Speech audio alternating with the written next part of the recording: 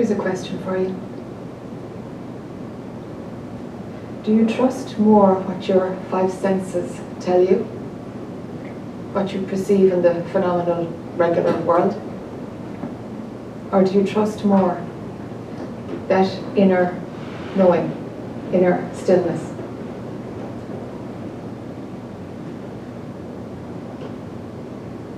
It's not about the right answer, it's about the honest answer.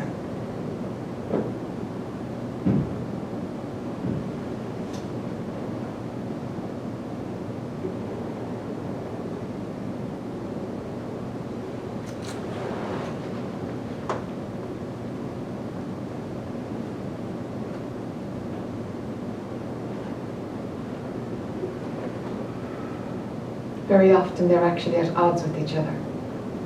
Your thinking mind, your perceptions outside is just a bundle of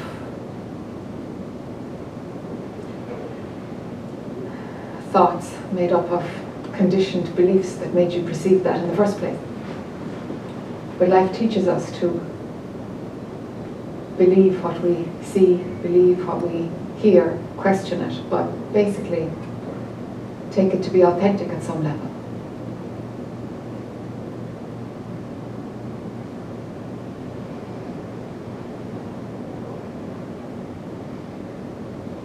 Is that the reality that you have your money on?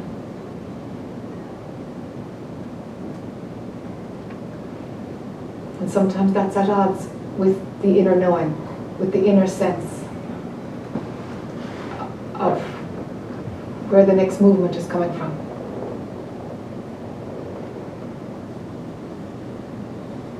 Your logically practical mind can say it's completely crazy to take the next move that might be coming from inside.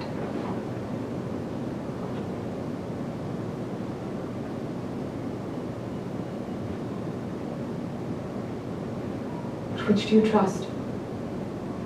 In any regular day, which do you trust?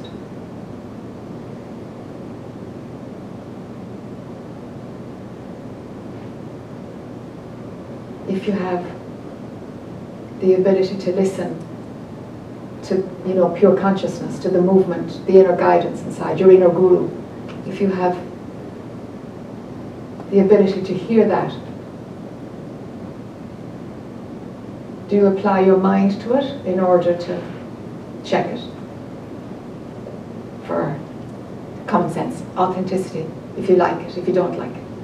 Or do you say, well, I know this is the direction, so come hell or high water, that's the action I'm going to take?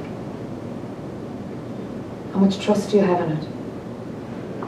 Or do you bleed it away and strip it down with your mind and rationalize it away and miss the cue? That's an expensive lesson. It means, no, I go back into the illusion for another lap, thank you. Let's ignore that signpost.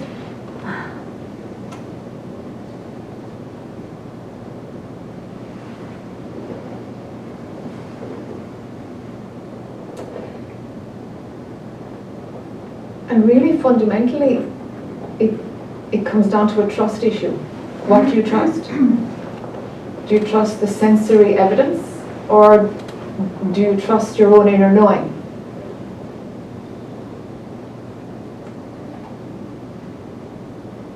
And it looks like to me that when we're born, we do have an ability to trust. There's an innocence because we've got no choice except to trust that we'll be fed and watered, nurtured, cared for. And it's hit and miss on whichever of that we get. But there is an innate trust there because we have no other option except to trust, because you're completely and totally dependent. So there is a trust that comes in. And along comes the first betrayal. It'll come sooner or later for everybody. Even for your own kids, they've had a betrayal somewhere along the line. If it wasn't from you as a parent, it was someplace.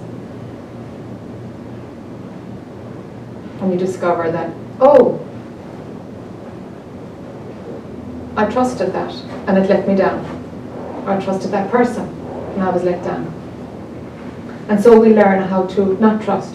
depending on the depth of the scar or the amount of repetitions of betrayal that have happened to us. If we don't heal that, we can't trust that inner stillness. We can't. Because our MO shifts to an unhealthy default, a conditioned default, which is actually, you can be betrayed more often than it's safe to trust. Your natural default mode is to trust. So if you're operating from the conditioned experiences of not trusting, it's going to be applied also to your own inner stillness, inner direction. And there will be a reluctance to drop in there. There will be a reluctance to listen to it because you won't be able to trust it. Because that will be your learned default, to not trust. Religions try to get around it, talking about faith, you know. It has its place. They're trying to get around something. They're onto something.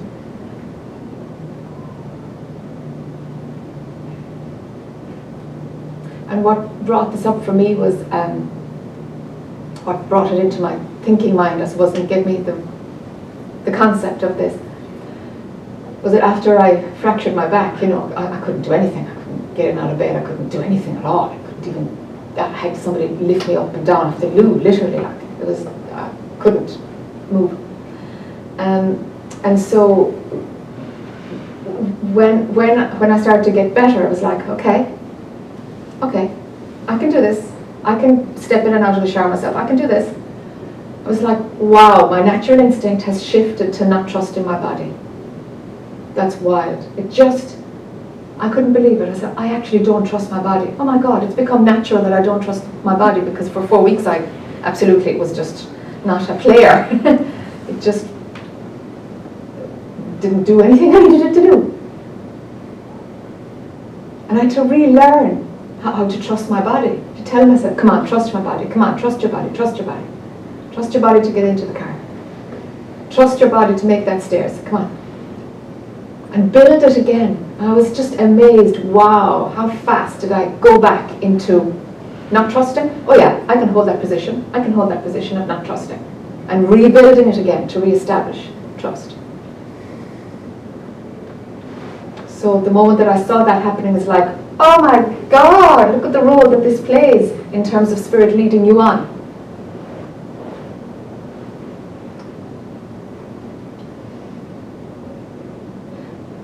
So what's the piece that makes all the difference? Is confidence. Because when I had confidence in my body, I trusted my body again. It was like, wow, it's about not having confidence in it. And it's about having enough confidence whereby it's safe to trust that which you really are. If your confidence is low, you're not going to trust anything. You're not going to trust anything. Because being let down is your norm, so you're going to be just not trusting anything.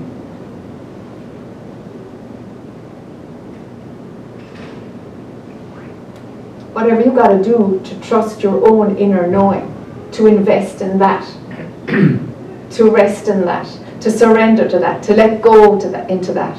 Whatever you got to do to let that have all of you,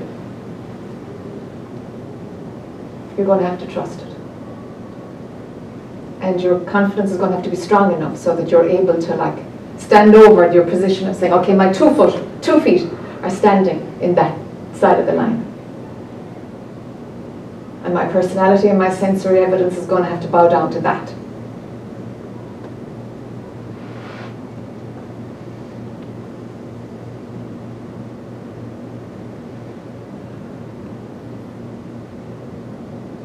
And what reminded me this morning is that we've spoken a little bit about having to trust that there's enough money there, or it's hedging along the same issue.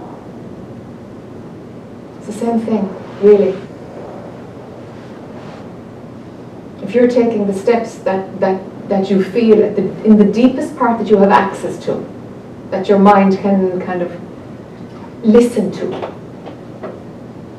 If you're listening to that and that's guiding your way on, if the experience of profound poverty is on your way, you might as well just take it on the chin. Because no matter what you do, it's going to come to you. But the thing is, it's usually almost always not that. That it's just a story that your mind has created. Because of lack of trust. Because of sensory evidence.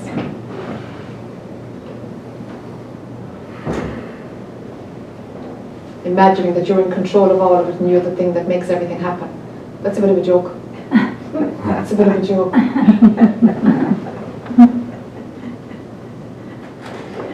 General manager of the universe. Of the whole universe, yes, of which the center is me, myself, I. Yes, yes. Whereas, you know, the more that we rest inside in that stillness, even if it doesn't guide your way on, even if you just recognize it as stillness, stay there, stay there, stay there, stay there. Because sooner or later, you will have created space for it in your life to take over.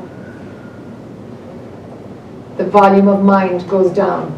The self-righteous mind goes down. You know, and something else is guiding your way on.